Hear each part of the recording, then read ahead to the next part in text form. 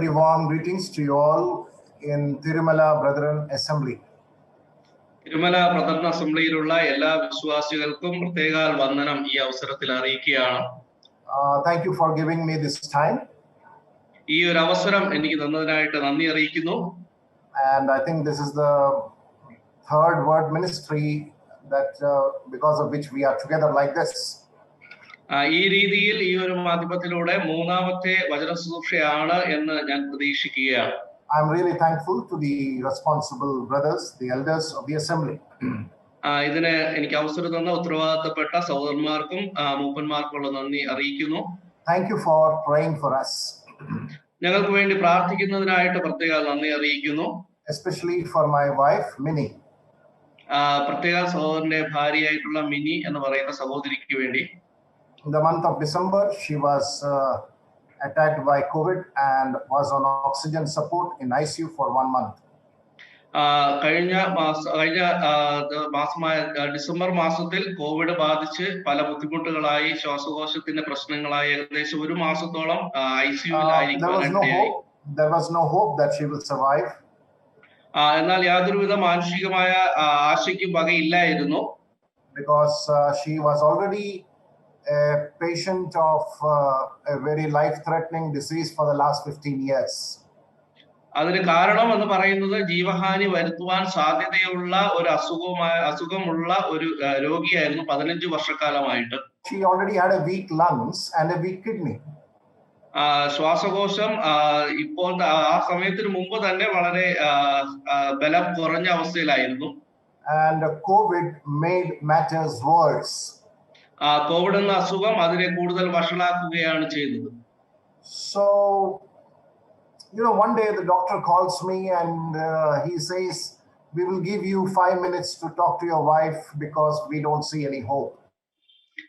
ഒരു ദിവസം ഡോക്ടർ സഹോദരനെ വിളിച്ചിട്ട് ഇങ്ങനെ പറഞ്ഞു, 5 മിനിറ്റ് ഭാര്യയോടൊപ്പം സംസാരിക്കുവാനായിട്ട് ഞങ്ങൾ സമയം തരികയാണ്, കാരണം നമുക്ക് വലിയ പ്രത്യാശയ്ക്ക് വകയൊന്നും കാണുന്നില്ല എന്നാണ് അവർ പറഞ്ഞത്. Yeah. So I was also in the hospital admitted at that time. സഹോദരനും ആ സമയത്ത് ഹോസ്പിറ്റലിൽ അഡ്മിറ്റ് ആയിരുന്നു. So I was taken from the ward on a wheelchair by making me wear PPE kit inside the ICU.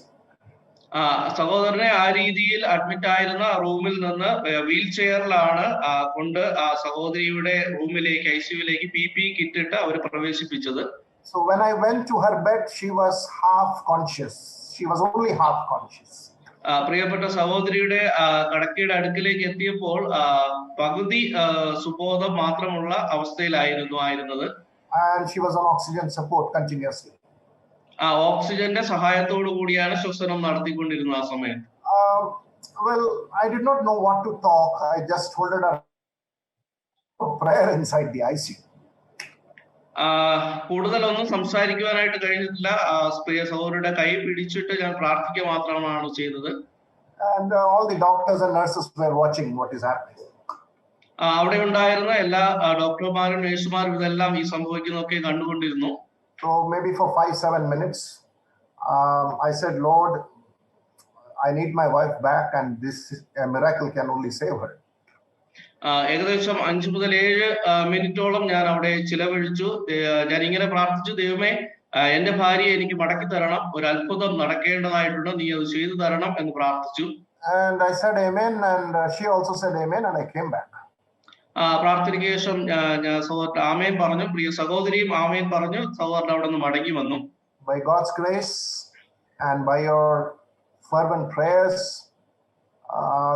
it pleased the Lord to extend her life. എന്നാൽ ദൈവകൃപയാൽ എല്ലാവരുടെയും തീക്ഷ്ണമായ പ്രാർത്ഥനയുടെയും അടിസ്ഥാനത്തിൽ ദൈവം പ്രിയ സഹോദരിയെ മടക്കി കൊണ്ടുവന്നു. Okay. Now after she was discharged, പ്രിയ സഹോദരിയെ ആശുപത്രിയിൽ നിന്ന് വിട്ട ശേഷം, ഡിസ്ചാർജ് ചെയ്തതിനു ശേഷം, this doctor who said she will not live, he comes to me. സഹോദരിക്ക് വലിയ പ്രത്യാശയ്ക്ക് വകയില്ല എന്ന് അന്ന് പറഞ്ഞ ഡോക്ടർ പ്രിയ സഹോദരന്റെ അടുക്കൽ വന്നു. He says, in my medical experience being a doctor, I have seen many miracles. ആ ഡോക്ടർ ഇങ്ങനെയാണ് പറയുകയുണ്ടായത്, എന്റെ മെഡിക്കൽ രംഗത്ത് അനേക അത്ഭുതങ്ങൾ ഞാൻ കാണുവാൻ ഇടയായിട്ടുണ്ട്, എന്നാൽ ഇതുപോലെ ഒരെണ്ണം ഞാൻ കണ്ടിട്ടില്ല. He said, Sorry. two things he said. രണ്ട് കാര്യങ്ങളാണ് ആ ഡോക്ടർ പറഞ്ഞത്. One, that day when you came inside the ICU and made the prayer, I felt some power in those words. ആ ഒരു ദിവസം പ്രിയ സഹോദരൻ അവിടെ ആ ICUവിൽ കടന്നു വന്ന് പ്രാർത്ഥിച്ച സമയത്ത് ഒരു പ്രത്യേക ശക്തി ആ വാക്കുകളിൽ ഉള്ളതായിട്ട് അവർക്ക് ഡോക്ടറിന് അനുഭവിക്കുവാനായിട്ടിടയായി. I felt that you are talking to some living person. ആ ഡോക്ടർ ഇങ്ങനെയാണ് പറഞ്ഞത്, ഒരു ജീവനുള്ള ഒരു വ്യക്തിയോട് തന്നെ സഹോദരൻ സംസാരിച്ചതായിട്ട് അനുഭവിച്ചു. And the second thing he said, I think that was the miracle which worked in her. And I said, we believe in Christ and he's a living God and who still does miracle. ആ doctor ഇങ്ങനെ പറയുകയുണ്ടായി, ആ വാക്കുകളുടെ ശക്തിയാൽ അത് ആ ഒരു പ്രിയപ്പെട്ട സഹോദരിയിൽ അത് പ്രവർത്തിക്കുകയും ആ ഒരു അത്ഭുതം നടക്കുകയും ചെയ്തു. ആ കർത്താവായ യേശുക്രിസ്തുവിന് അത്ഭുതം ചെയ്യുവാനായിട്ട് സാധിക്കുമെന്ന് ഞാൻ ഇന്ന് വിശ്വസിക്കുന്നു. ഇന്നും അവൻ അത് ചെയ്യുന്നു. Then I said to him like this. അതിനുശേഷം പ്രിയ സഹോദരൻ ഡോക്ടറിനോട് ഇങ്ങനെ പറഞ്ഞു, if you think that one person prayed like that and if you have felt that power, let me tell you, like this, thousands and lakhs of people were.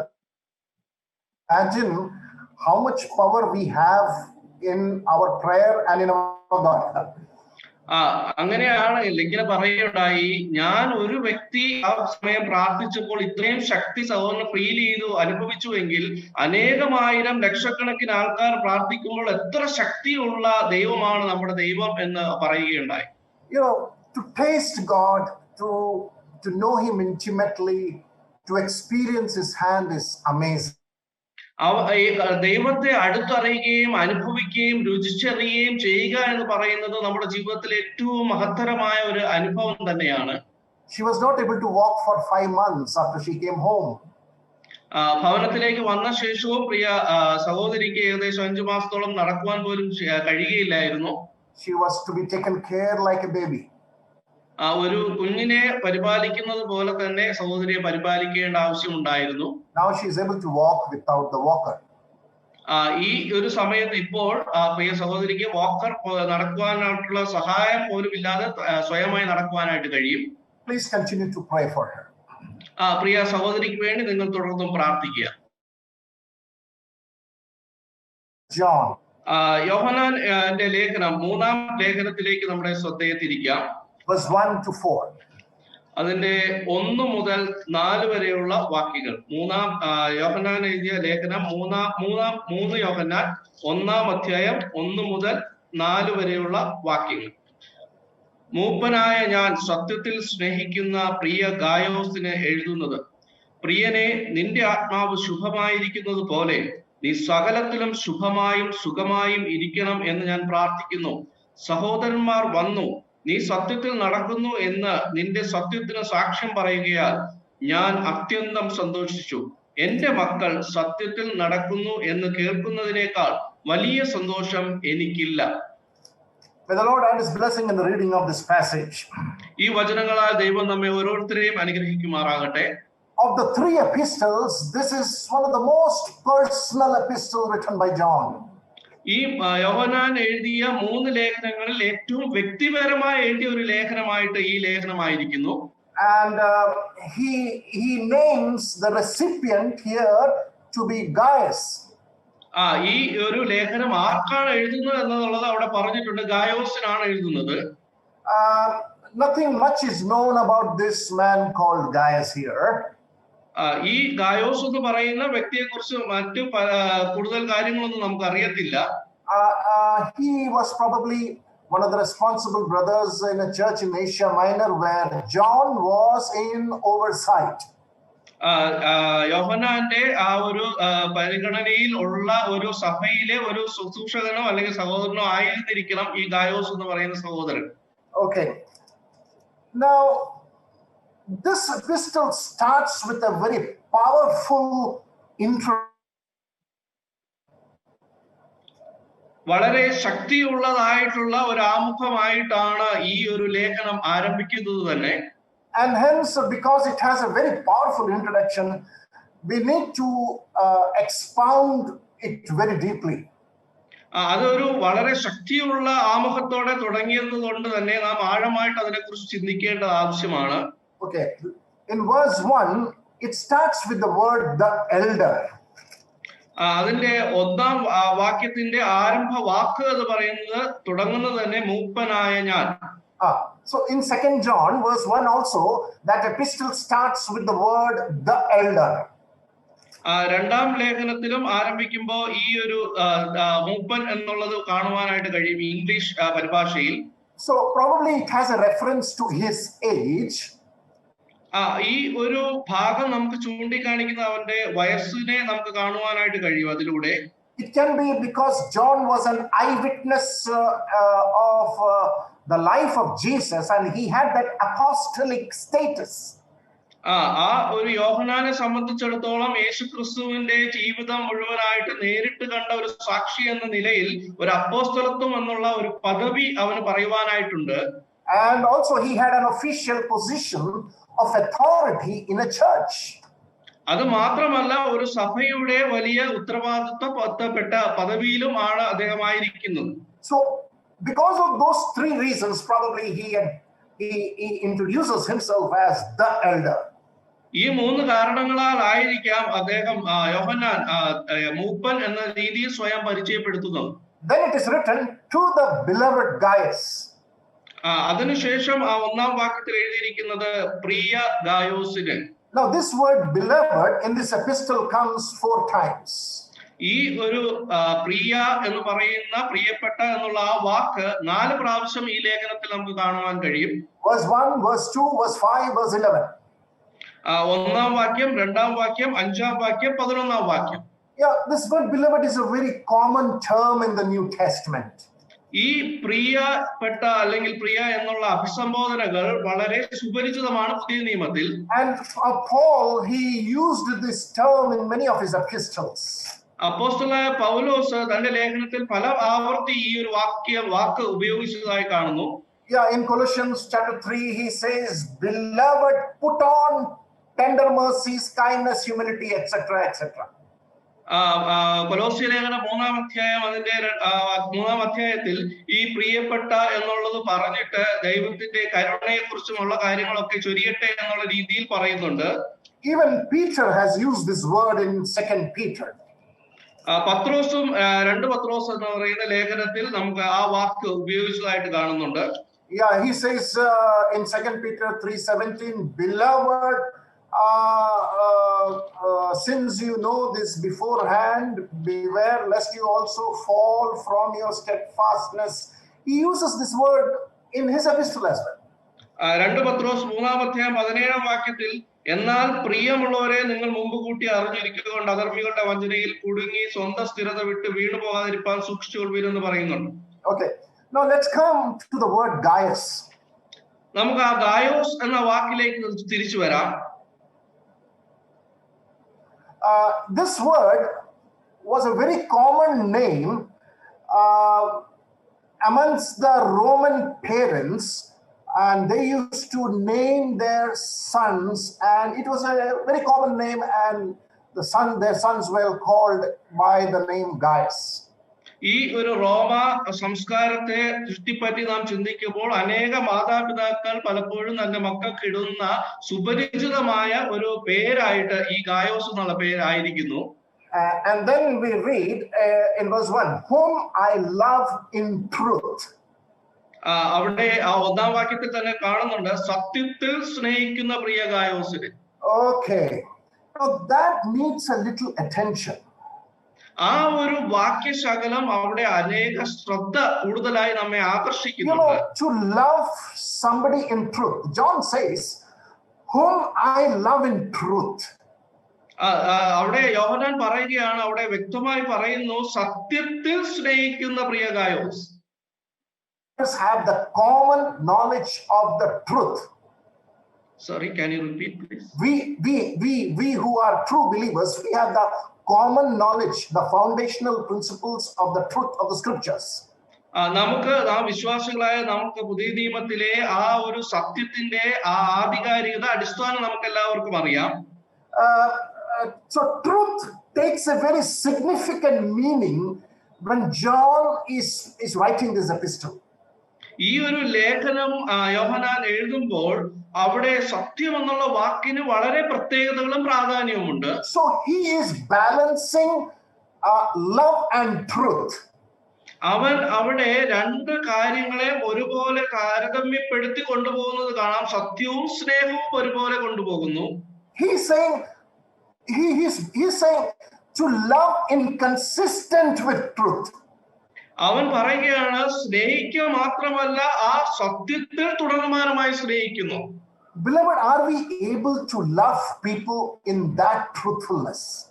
പ്രിയമുള്ളവരെ, നമുക്ക് പ്രിയപ്പെട്ട നമ്മുടെ വിശ്വാസികളെ നാം ആ ഒരു രീതിയിൽ സ്നേഹിക്കുവാനായിട്ട് കഴിയുന്നുണ്ടോ? You know, many of the times we say something before the face and we have something inside us, something else.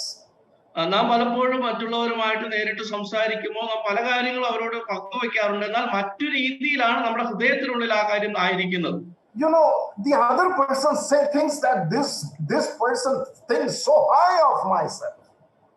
അപ്പൊ ആ വ്യക്തി ചിന്തിക്കുകയാണ് എന്നെ കുറിച്ച് ഇത്രയും വലിയ കാര്യങ്ങളാണോ ഈ വ്യക്തി ചിന്തിക്കുന്നത് എന്ന രീതിയിൽ ആലോചിക്കാറുണ്ട്. But not necessarily what we say we actually mean for that person, but there are so many things that we don't like and we don't say to that person.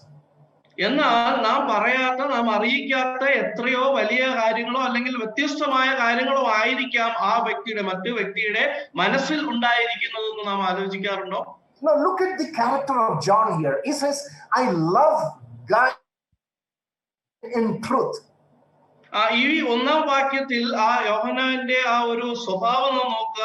സത്യത്തിൽ സ്നേഹിക്കുന്ന പ്രിയ Gayos. Can we write in a piece of paper how many of us we love people in truth? How many people we love like that? പ്രിയമുള്ളവരെ, നമുക്ക് എത്ര പേർക്ക് നമ്മുടെ പേപ്പറിൽ കടലാസിൽ എത്ര പേരെ നാം ഈ രീതിയിൽ സത്യത്തിൽ സ്നേഹിക്കുന്നുണ്ടെന്ന് എഴുതുവാനായിട്ട് കഴിയുമോ? Oh, you know, we are good Bible teachers, expositors, singers, writers, translators, etc., etc. പ്രിയമുള്ളവർ, നാം അനേക ആത്മീയ ശുശ്രൂഷകൾ ചെയ്യുന്നവരാണ്, പ്രാസംഗികനാണ്, അല്ലെങ്കിൽ ആ ബൈബിളിൽ നിന്ന് അനേക വ്യാഖ്യാനങ്ങൾ പറയുന്നവരാണ്, നല്ലപോലെ പാട്ടുപാടാൻ കഴിവുള്ളവരാണ്, അനേക ശുശ്രൂഷകൾ ചെയ്യുന്നവരാണ്. But the truth that we teach, is it inconsistent with our behavior? എന്നാൽ ഈ പറയുന്ന സത്യം എന്ന് പറയുന്ന സ്വഭാവം നമ്മുടെ സ്വഭാവമായിട്ട് എപ്പോഴും കുറവില്ലാതെ തുടരുന്നതായിട്ട് കഴിയുന്നുണ്ടോ? You know, truth that is displayed in kindness. ഈ സത്യം എന്ന് പറയുന്നത് കരുണയിലാണ് നമുക്ക് പ്രകടിപ്പിക്കുവാനായിട്ട് കഴിയുക. Truth in gentleness. മാർദ്ദവത്തോടുകൂടി ഇളമയോടുകൂടി സംസാരിക്കുന്നതിലൂടെ നമുക്കത് പറയുവാൻ കഴിയും. Truth in forgiveness. ക്ഷമയിലൂടെ നമുക്കത് പ്രകടിപ്പിക്കുവാനായിട്ട് കഴിയും. Truth in bearing others. മറ്റുള്ളവരെ സ്നേഹിക്കുന്നതിലൂടെ നമുക്കത് പ്രകടിപ്പിക്കുവാനായിട്ട് കഴിയും. Truth in hospitality. മറ്റുള്ളവരെ ശുശ്രൂഷിക്കുന്നതിലൂടെ ആ സത്യം പ്രകടിപ്പിക്കുവാൻ കഴിയും. Truth in encouraging others. മറ്റുള്ളവരെ പ്രോത്സാഹിപ്പിക്കുന്നതിലൂടെ അത് നമുക്ക് പ്രകടിപ്പിക്കുവാൻ കഴിയും. So this consistency we have lost somewhere. There is some problem somewhere amongst us. ഈ ഒരു തുടർച്ചയായിട്ടുള്ള ഈ സത്യത്തിന്റെ സ്വഭാവം എവിടെ വെച്ചോ നമുക്ക് പലർക്കും നഷ്ടപ്പെട്ടു പോയിട്ടുണ്ട് എന്ന് ഞാൻ സംശയിക്കുകയാണ്. We need to get back to that consistency, the truth that we believe and the love that we practice. നാം ആ പഴയ നിശ്ചലമായ അല്ലെങ്കിൽ മാറുവാൻ കഴിയാത്ത ആ സത്യത്തിലും സ്നേഹത്തിലും മടങ്ങി വരേണ്ടുന്നത് ആവശ്യമാണ്. Now let's go to verse 2. രണ്ടാം വാക്യത്തിലേക്ക് നമുക്ക് വരാം. Yeah, brother, please read that. പ്രിയനെ, നിന്റെ ആത്മാവ് ശുഭമായിരിക്കുന്നത് പോലെ നീ സകലത്തിലും ശുഭമായും സുഖമായും ഇരിക്കണമെന്ന് ഞാൻ പ്രാർത്ഥിക്കുന്നു. Oh, this is another commendation by John given to guys. ഗായോസിനെ കുറിച്ച് പറയുന്ന മറ്റൊരു കാര്യമാണ് യോഹന്നാൻ ഇവിടെ പറയുന്നത് 2-ാം വാക്യത്തിൽ. This man, Gaius, was excellent. He was excellent spiritually. അവൻ ഗായോസ് എന്ന് പറയുന്ന വ്യക്തി ആത്മീയമായി വളരെ നല്ല നിലവാരം പുലർത്തുന്നവനാണ്. But I like the way John writes there, and he says, how I desire that your physical health also will match your spiritual health. അവിടെ പക്ഷേ യോഹന്നാൻ അപ്പോസ്തലൻ അതിനെ പ്രകടിപ്പിക്കുന്ന രീതി എന്ന് പറയുന്നത് വളരെ മനോഹരമാണ്. തന്റെ ശാരീരികമായ സൗഖ്യത്തോട് തന്നെ ഉപമിക്കുകയാണ്, ഒരുമിച്ച് ചേർത്ത് പറയുകയാണ് തന്റെ ആത്മീയ ആരോഗ്യത്തെ കുറിച്ച്. I salute your spirituality. I salute your truth, your practice of truth. I practice of hospitality. Physical health also will be, strengthened, and you will be healthy person.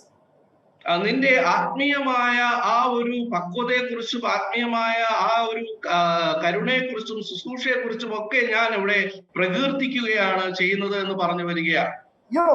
When we read about Christ in the Gospels, നാം ക്രിസ്തുവിനെ കുറിച്ച് സുവിശേഷങ്ങൾ വായിക്കുമ്പോൾ Christ was also, our Lord was also mindful of the physical needs and aspect of the people. ജനങ്ങളുടെ ഭൗതികമായ ആവശ്യങ്ങളെ കുറിച്ച് ബോധവാനായിരുന്നു കർത്താവായ യേശുക്രിസ്തു ആ കാലയളവിൽ. We sometimes think that Christ was always bothered about the soul, of the spirit, spirituality. Well, Christ also balanced physical and spiritual. നാം പലപ്പോഴും ചിന്തിക്കുന്നത് ക്രിസ്തുവിന്റെ ഏറ്റവും പ്രാധാന്യവും കൽപ്പിക്കുന്ന കാര്യം എന്ന് പറയുന്നത് ആത്മീയമായ പ്രാണനും ആത്മാവിനെ സംബന്ധിക്കുന്ന കാര്യങ്ങൾ മാത്രമാണ്. എന്നാൽ അങ്ങനെയല്ല, നമ്മുടെ ഭൗതികമായ കാര്യത്തിലും ദൈവത്തിന് പ്രാധാന്യം തുല്യം തന്നെയാണ്. No, look at this great theologian John, how he brings the physical aspect of Gaius, and he says, Gaius, your spirituality I commend. I really praise God. How I love to see that your physical aspect also comes to that level. ഇവിടെ വേദപണ്ഡിതാവായിട്ടുള്ള യോഹന്നാൻ അപ്പോസ്തലൻ പറയുകയാണ്, നീ ആത്മീയമായി വളരെ ആരോഗ്യത്തോടു കൂടി തന്നെയാണ് ആയിരിക്കുന്നത്, അതോടൊപ്പം ഭൗതികമായ ആരോഗ്യവും നിനക്കുണ്ട് എന്ന രീതിയിലാണ് പറയുന്നത്. All right, now we come to verse 3. 3-ാം വാക്യത്തിലേക്ക് നമുക്ക് കടന്നു വരാം. അവിടെ ഇങ്ങനെ വായിക്കുന്നു. Now we are getting to the core of that introduction. ആ ആമുഖത്തിന്റെ ഏറ്റവും കാമ്പ് നിറഞ്ഞ വശത്തേക്കാണ് നാം ഇപ്പോൾ കടന്നു വരുന്നത്. So there are only two verses that we are going to see because this chapter has almost 14 verses. We don't have time.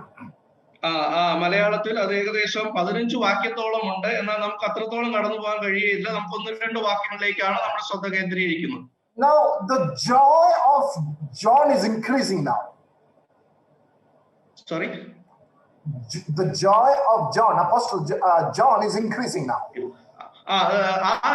യോഹന്നാന്റെ സന്തോഷം അവിടെ വർദ്ധിച്ചു വരുന്നതായിട്ട് നമുക്ക് ആ വാക്യങ്ങളിലൂടെ കാണാൻ കഴിയും. He says in verse 3, for I rejoiced greatly when brethren came and testified of the truth that is in you.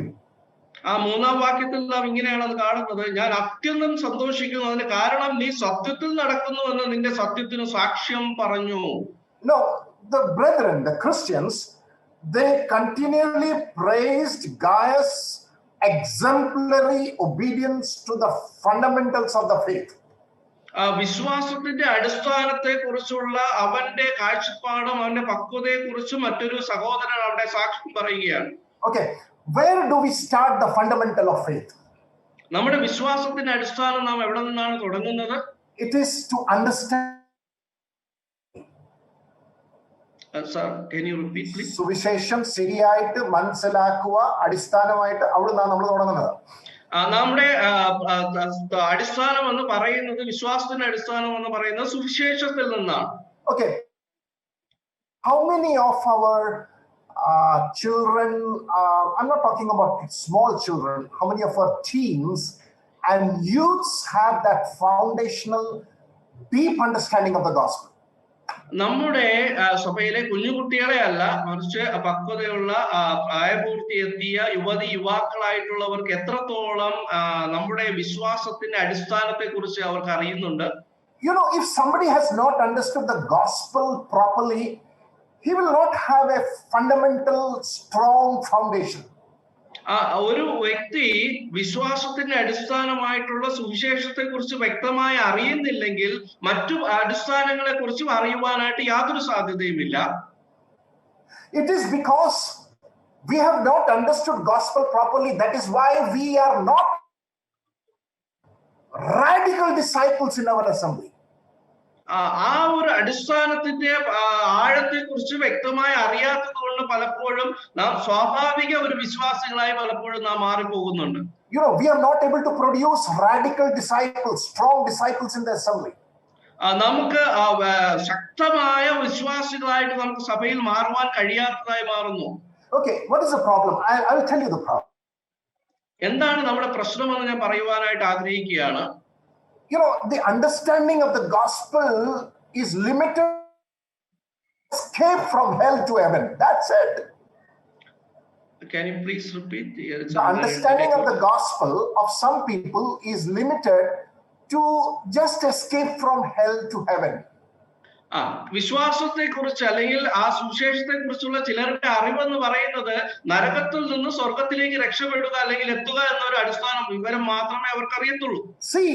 See, the transfer of from hell to heaven is the result of believing in the gospel.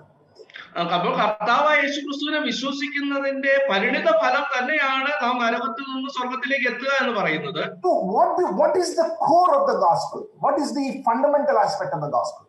എന്നാൽ അതിന്റെ അടിസ്ഥാനപരമായും ഏറ്റവും കാതൽ അടങ്ങിയിരിക്കുന്നതും വിഷയം എവിടെയാണ് സുവിശേഷത്തിന്റെ? To understand the character of God.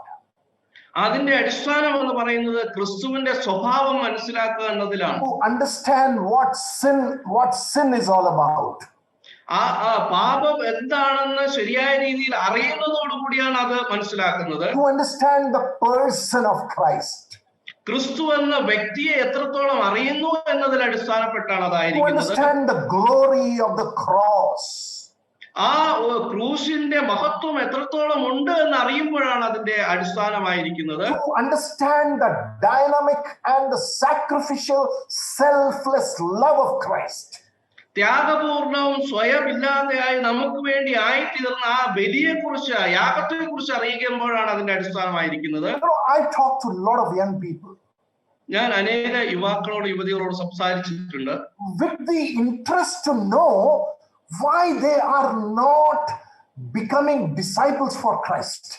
എന്തുകൊണ്ടാണ് അവരെ ക്രിസ്തുവിന്റെ അനുയായികളായി ശിഷ്യരായി യഥാർത്ഥ രീതിയിൽ മാറുവാൻ കഴിയാത്തതെന്ന് ഞാൻ ചോദിച്ചു. I am talking about North India. ഞാൻ ഉത്തരേന്ത്യയിലുള്ളവരെ കുറിച്ചാണ് പറയുന്നത്. And I came to the conclusion that most of them, they have not understood the gospel properly. എനിക്ക് ഇങ്ങനെയാണ് അതിന്റെ ഒരു ആശയം മനസ്സിലാക്കി എടുക്കുവാനായിട്ട് കഴിഞ്ഞത്. അവരാരും തന്നെ സുവിശേഷത്തെ ശരിയായ രീതിയിൽ മനസ്സിലാക്കിയിട്ടില്ല എന്നതാണ്. To understand only one aspect, that I have believed and I have escaped from hell to heaven, that's it. That is not the fundamental understanding of the gospel.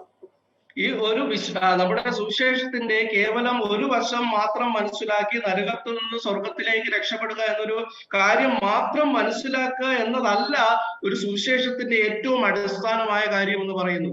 And let me tell you, Sunday school teachers who are listening, എന്നെ കേൾക്കുന്ന Sunday school അധ്യാപകരോട് ഞാൻ ഇങ്ങനെ പറയട്ടെ. Never coax, that means never force children to make a decision to get saved. ഒരിക്കലും നാം പഠിപ്പിക്കുന്ന നമ്മുടെ വിദ്യാർത്ഥികളെ, കുഞ്ഞുങ്ങളെ അവരെ ഒരു രക്ഷിക്കപ്പെടുവാനുള്ള തീരുമാനം എടുക്കാനായിട്ട് നാം ഒരിക്കലും നിർബന്ധിക്കരുത്. You know, they will land up in all kinds of problems later on. അങ്ങനെ നാം ചെയ്തു കഴിഞ്ഞാൽ പിന്നെ വരും കാലങ്ങളിൽ വലിയ പ്രശ്നങ്ങളിലേക്ക് അത് എത്തിച്ചേരും. What will be the result?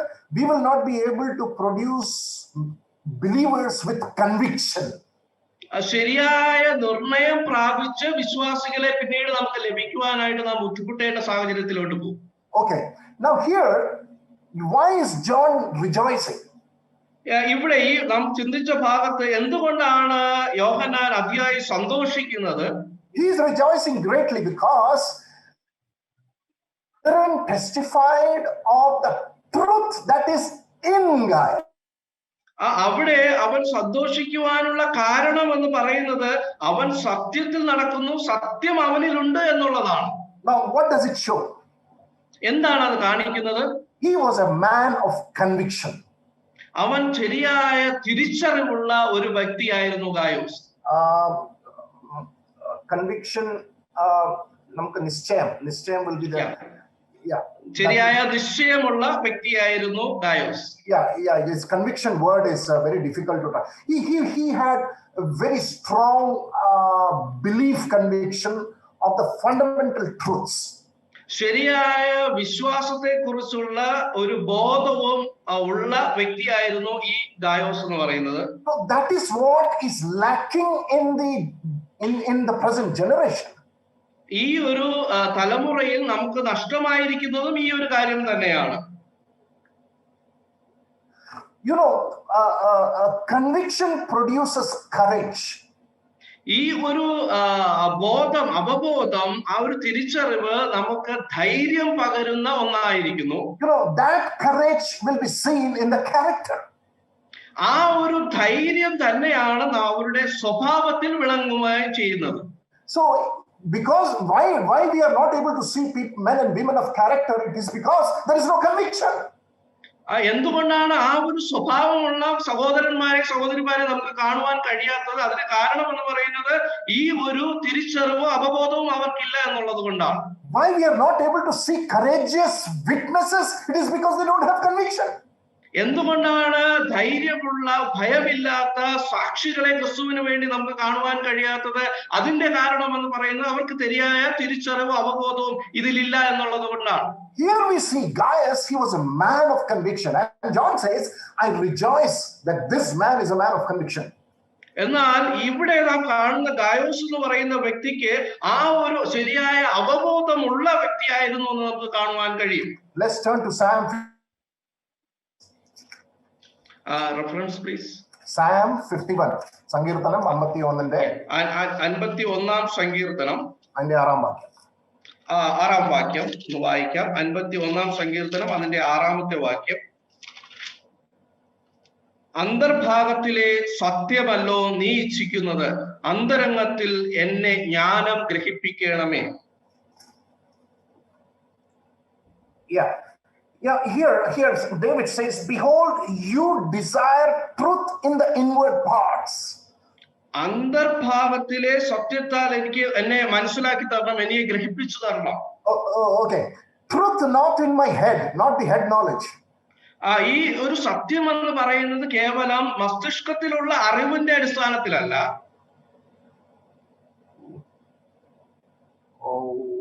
Okay, he says truth in my inner parts, the deep conviction, the truth that will produce deep conviction in me. ആ ഒരു സത്യം എന്ന് പറയുന്നത് നമ്മുടെ ഹൃദയത്തിന്റെ ഉള്ളിൽ നിന്ന് വരേണ്ടുന്ന ഒരു സത്യമാണ്. You know, we are Christians, a lot of things in our knowledge.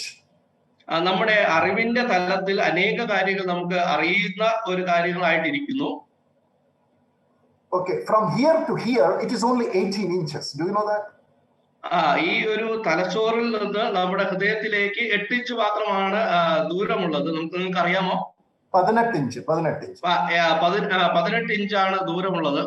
You know, the day this knowledge pours down into the deepest part of my heart, the truth, the faith, the conviction, you know, we will change. എന്നാണോ നമ്മുടെ ആ അറിവ് ഇരിക്കുന്ന ഭാഗത്ത് നിന്ന് അത് നമ്മുടെ ഹൃദയത്തിന്റെ അന്തർഭാഗത്തേക്ക് വരുന്നത്, അപ്പോൾ നമ്മുടെ സ്വഭാവത്തിൽ അത് മാറ്റങ്ങൾ കൊണ്ടുവരുന്നതായിട്ട് കാണുവാൻ കഴിയും.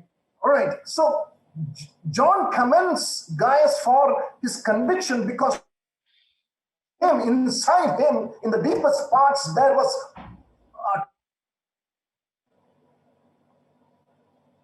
sorry, it's not clear. Please. John commends Gaius because in his heart truth was established. ആ യോഹന്നാൻ ആ ഗായോസിനെ കുറിച്ച് പ്രകീർത്തിക്കുവാനുള്ള കാരണം എന്ന് പറയുന്നത് ഈ സത്യം അവന്റെ ഹൃദയത്തിന്റെ ഉൾഭാഗത്തു നിന്നുള്ളതാണ്. And that was displayed in his character. ആ ഒരു സത്യം അവന്റെ in his character. ആ ഒരു സ്വഭാവം അവന്റെ ആ ഒരു സത്യം അവന്റെ സ്വഭാവത്തിൽ വിളങ്ങി കാണുന്നുണ്ട്. Right.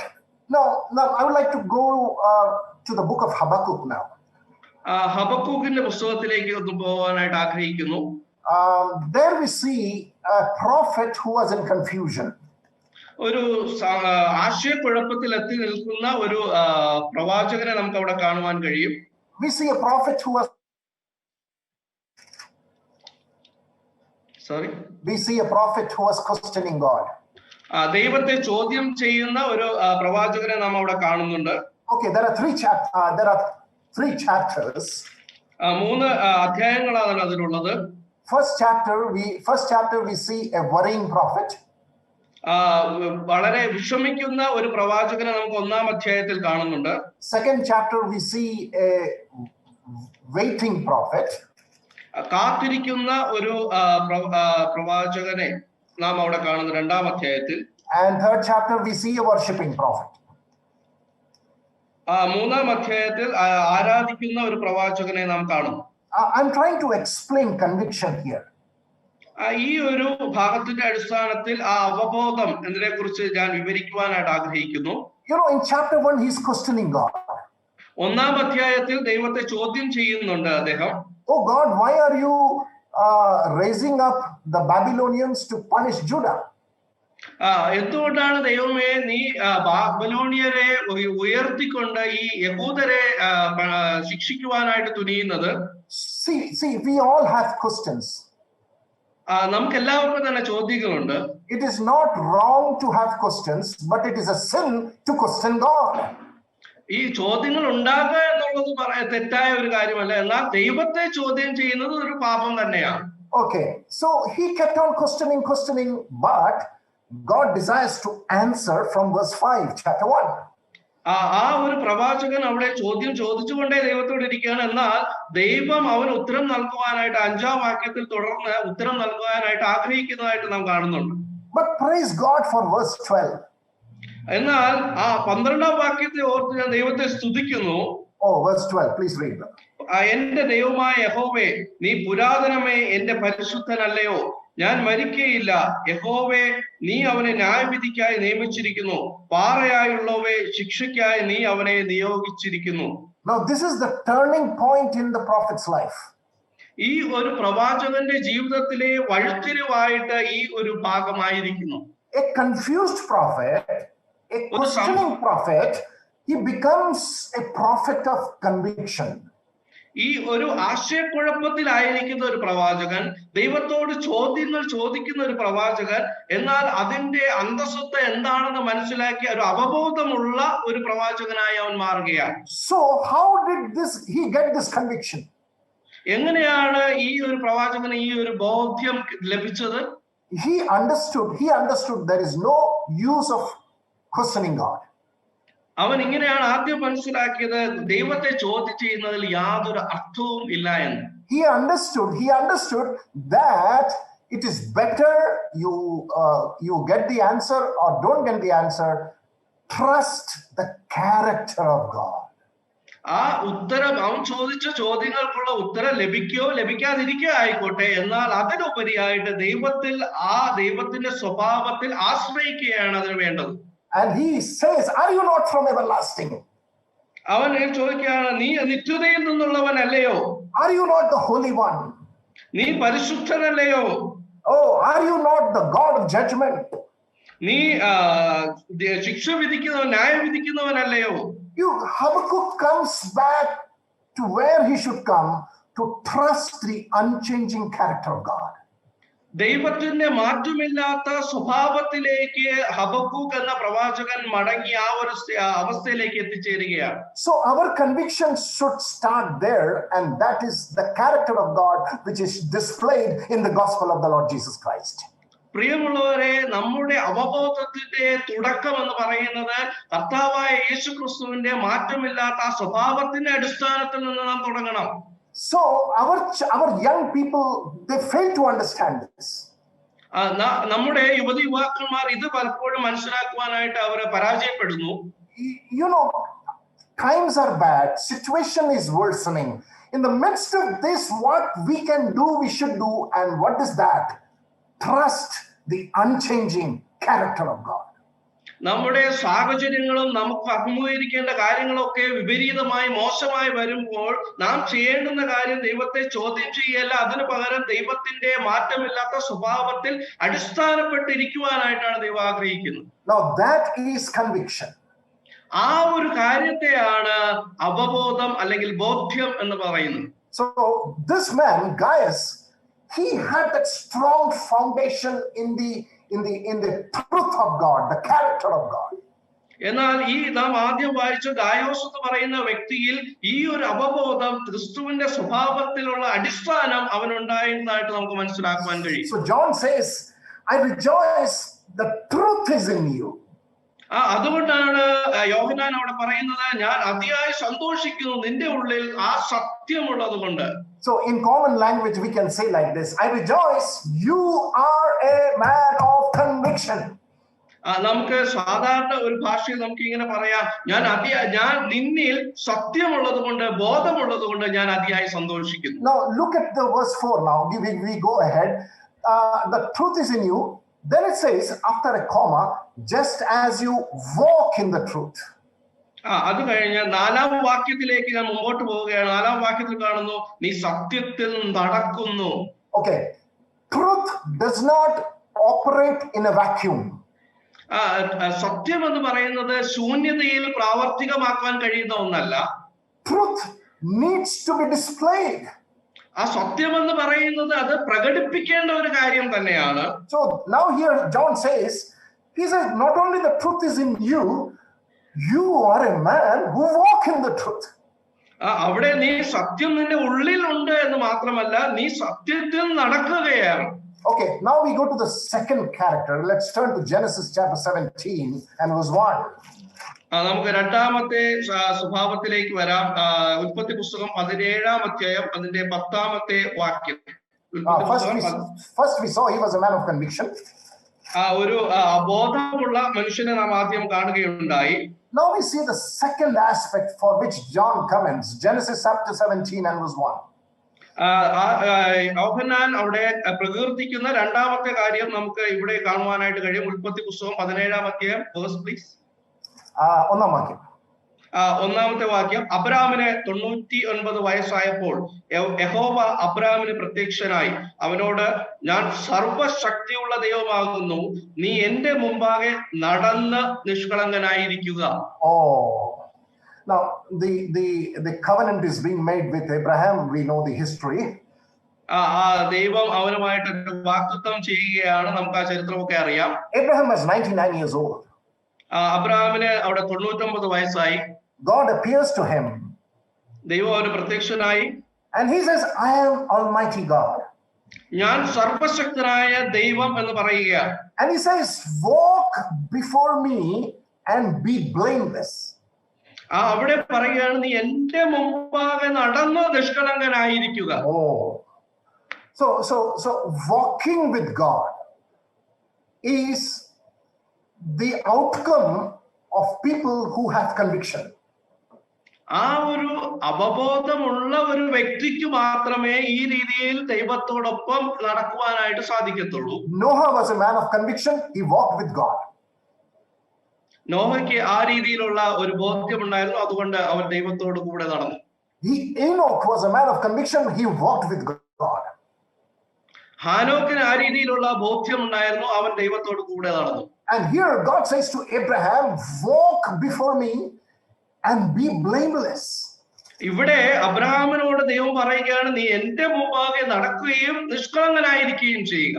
Okay, God doesn't say that I want to see you sinless. Now there is a difference between being blameless and sinless.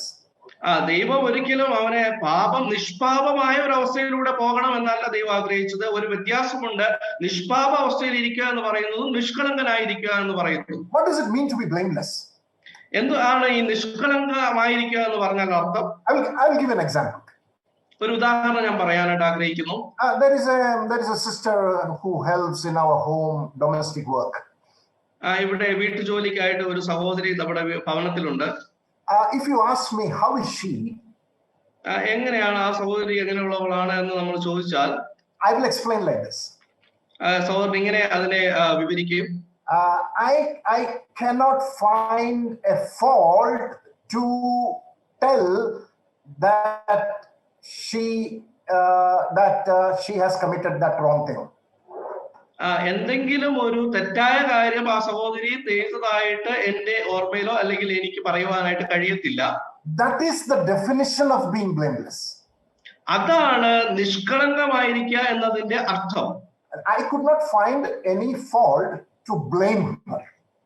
ആ വ്യക്തിയെ എനിക്ക് കുറ്റപ്പെടുത്തുവാനുള്ള ഒരു കാരണവും എനിക്ക് കാണുവാനായിട്ട് കഴിയുന്നില്ല. That does not mean that she is sinless. No. ആ ഒരു കാര്യം പറയുമ്പോൾ തന്നെ ആ സഹോദരി പാപം ചെയ്യാത്ത വ്യക്തിയാണ് എന്നതിനർത്ഥമില്ല. No, that is what God is expecting. അതാണ് ദൈവം നമ്മിൽ നിന്നും ആഗ്രഹിക്കുന്നത്. Oh, we will never be that perfect being, perfect people. നാം പൂർണ്ണതയുള്ളവരായിട്ട് നാം ആയിരിക്കണം എന്നതല്ല. To walk in the truth means to be blameless. സത്യത്തിൽ നടക്കുക എന്നതുകൊണ്ട് ഉദ്ദേശിക്കുന്നത് നാം നിഷ്കളങ്കരായി നടക്കുക അല്ലെങ്കിൽ നിഷ്കളങ്കരായിരിക്കുക എന്നതാണ്. One more thing. Titus chapter 1 verse 1. തീത്തോസിന്റെ ലേഖനം 1-ാം അധ്യായം 1-ാം വാക്യം ഒന്ന് വായിക്കാം. നമ്മുടെ രക്ഷിതാവായ ദൈവത്തിന്റെ കൽപ്പന പ്രകാരം എന്നെ ഭരമേൽപ്പിച്ച പ്രസംഗത്താൽ തക്ക സമയത്ത് തന്നെ തന്റെ വചനം വെളിപ്പെടുത്തിയ ഭോഷ്കില്ലാത്ത ദൈവം സകല കാലത്തിന് മുമ്പേ വാഗ്ദത്തം ചെയ്ത നിത്യജീവന്റെ പ്രത്യാശ ഹേതുവായി. Titus chapter 1 verse 1. Godliness. ഇംഗ്ലീഷിലുണ്ട്. ഭക്തി അതില്ലേ?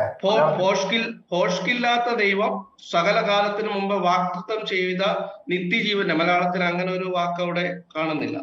In English it says God's elect and acknowledgement of the truth which accords with godliness. ദൈവം ആ സത്യത്തെ വെളിപ്പെടുത്തുന്നത് തന്റെ ദൈവത്വത്തിന്റെ അടിസ്ഥാനത്തിലാണ് എന്ന് ഇംഗ്ലീഷ് പരിഭാഷയിൽ നാം കാണുന്നുണ്ട്. 3-ാം വാക്യമാണ് മലയാളത്തിൽ. So first is conviction, and then we go to the level of being blameless. ആദ്യത്തെ നാം കണ്ട കാര്യം ആ ഒരു അവബോധം നമ്മളിൽ ഉണ്ടാകുന്നു. അത് കഴിഞ്ഞ് നാം നിഷ്കളങ്കരായി നടക്കുക എന്നുള്ള അവസ്ഥയിലോട്ട് പോകുന്നു. And then from that blameless position we bring forth the habit of godliness. അതിനുശേഷം നമ്മുടെ സ്വഭാവത്തിൽ ആ ദൈവത്വം വിളങ്ങുന്ന രീതിയിലേക്ക് അത് മാറുന്നു. Now that is the sequence that John is seeing in Gaius.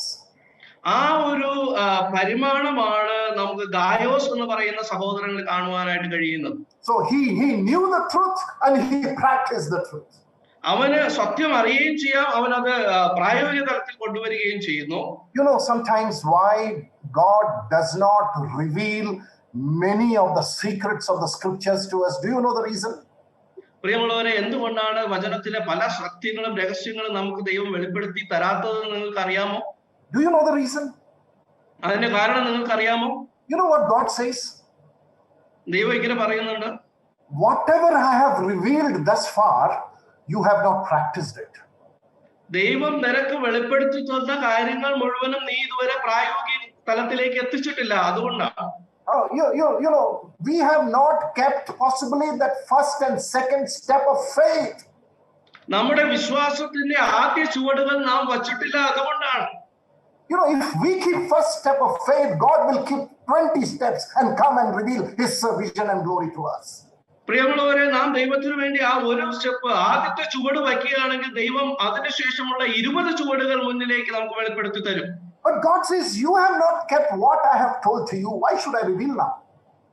ദൈവം പറയുകയാണ്, ഞാൻ നിന്നോട് പറഞ്ഞ വെളിപ്പെടുത്തി തന്ന കാര്യത്തെ കുറിച്ച് നീ മനസ്സിലാക്കി അതനുസരിച്ച് പ്രവർത്തിച്ചിട്ടില്ല, പിന്നെ ഞാൻ എന്തിനാണ് ഇനി കൂടുതൽ കാര്യങ്ങൾ നിനക്ക് പറഞ്ഞു തരേണ്ട ആവശ്യം? Our habit is to see the complete blueprint from bottom to top.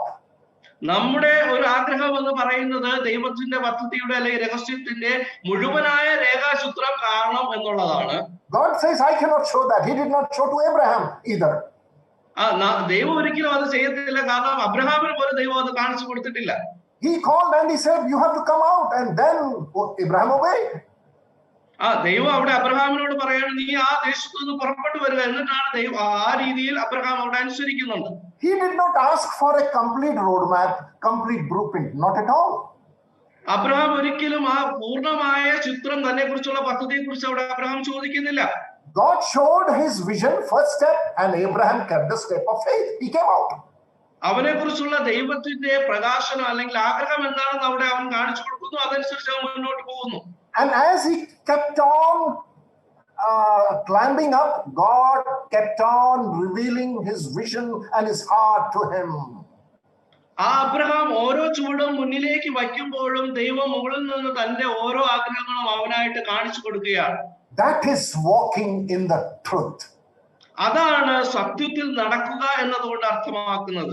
Oh, you know, the truth is in you. That means conviction is in you. ആ സത്യം നിന്റെ ഉള്ളിലുണ്ട് എന്ന് പറഞ്ഞാൽ ആ അവബോധം നിന്റെ ഉള്ളിലുണ്ട്. And when we start walking in the truth, practicing the truth, we become blameless. അതിനുശേഷം നാം സത്യത്തിൽ നടക്കുകയും നിഷ്കളങ്കരായിരിക്കുകയും ചെയ്യുമ്പോൾ the fruit of godliness is displayed.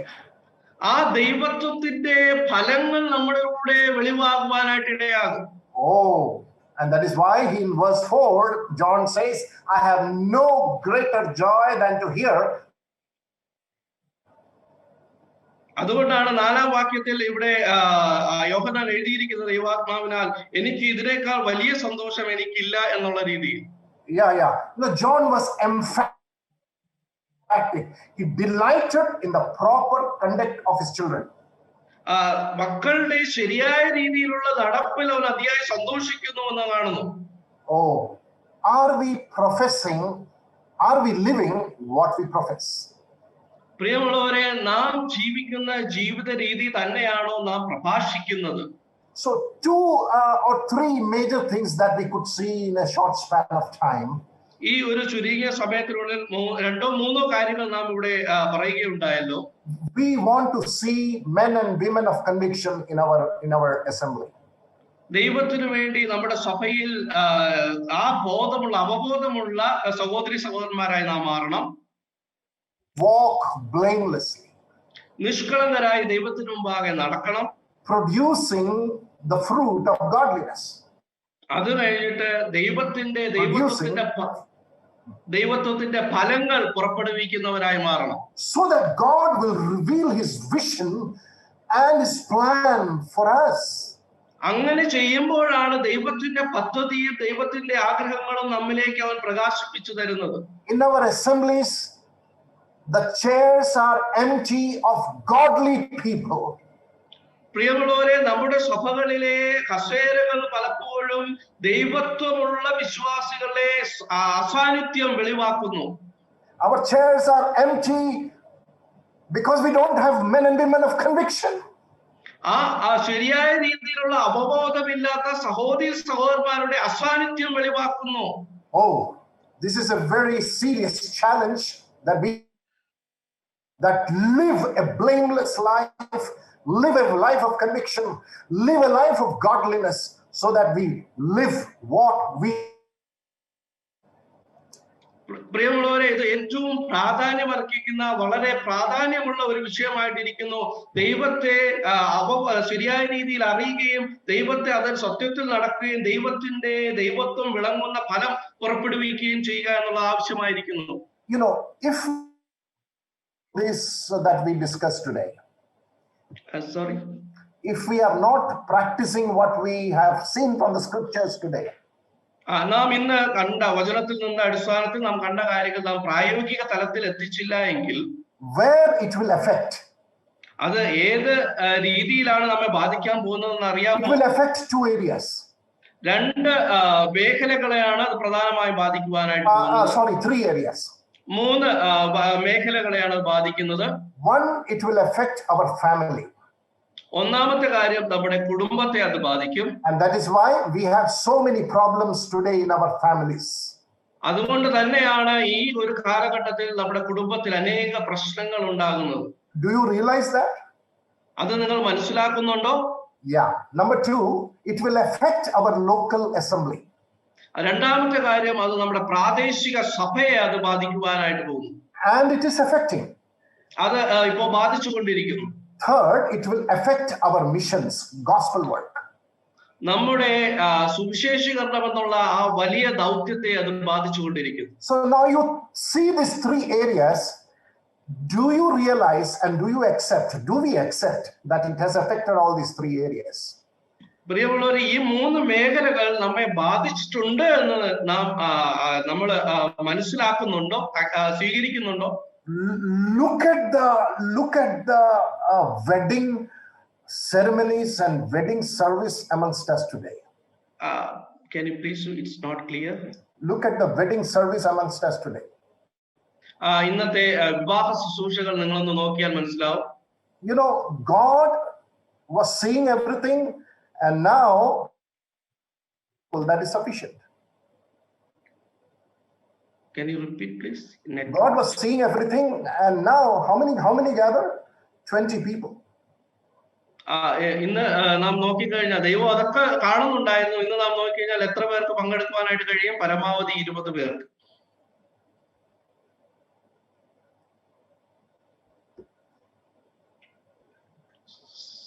Our assemblies. നമ്മുടെ സഭകൾ. Are we able to gather? നമുക്ക് കൂടി വരുവാനായിട്ട് കഴിയുന്നുണ്ടോ? In the book of Malachi there is a verse. I am looking for someone who will shut the door. Malachi എഴുതിയ പ്രവചനത്തിൽ ഇങ്ങനെ നാം കാണുന്നുണ്ട്, ആര് എനിക്ക് ഒരു വാതിൽ അടയ്ക്കും എന്നുള്ളത് നാം വായിക്കുന്നുണ്ട്. Missions. നമ്മുടെ ദൗത്യങ്ങൾ. How many of young people today are ready to sacrifice their job and pleasure and come for full-time ministry and do? എത്ര യുവാക്കൾ തങ്ങൾ ത്യാഗപൂർണമായിട്ട് തങ്ങളുടെ പഠനമൊക്കെ മാറ്റി വെച്ചിട്ട് പൂർണ്ണ സമയം വേലയ്ക്കായിട്ട് വേർതിരിഞ്ഞു വരുന്നുണ്ട്. And all these three areas, Satan was subtle to bring down the standards of spirituality. ഈ മൂന്ന് മേഖലകളും സാത്താൻ ബാധിച്ച് നമ്മുടെ ആത്മീയതയുടെ നിലവാരം അവൻ കുറച്ചു കൊണ്ടുവന്നിരിക്കുന്നു. We need to get back. നാം തിരിച്ചു വരേണ്ടതിന്റെ ആവശ്യകത ഏറെയാണ്. Yes, it all starts with conviction, men and women of conviction. ഈ ഒരു കാര്യം തുടക്കം ഇടുന്നത് നമ്മുടെ അവബോധത്തിൽ നിന്നാണ്, സഹോദരി സഹോദരന്മാരുടെ അവബോധത്തിൽ നിന്നാണ്. May God bless this word to us and help us to ponder, to think seriously, and to bring a radical change for Christian life. പ്രിയമുള്ളവരെ, ഈ വചനങ്ങളാൽ ദൈവം നമ്മെ അനുഗ്രഹിക്കട്ടെ. ഈ കാര്യങ്ങൾ നമ്മുടെ ജീവിതത്തിൽ പ്രായോഗികമായിക്കൊണ്ട് വളരെ ശക്തമായ മാറ്റങ്ങൾ നമ്മുടെ ഉള്ളിൽ ഉണ്ടാകുവാനും പ്രാവർത്തികമാകുവാനും ദൈവം നമ്മെ സഹായിക്കട്ടെ. Thank you, brother, for the time. Bless you all. Thank you once again for everything. Thank you, brother, for the wonderful message. ദൈവം നമ്മെ സഹായിക്കട്ടെ. ദൈവത്തിന്റെ നാമം മഹത്വപ്പെടുമാറാകട്ടെ.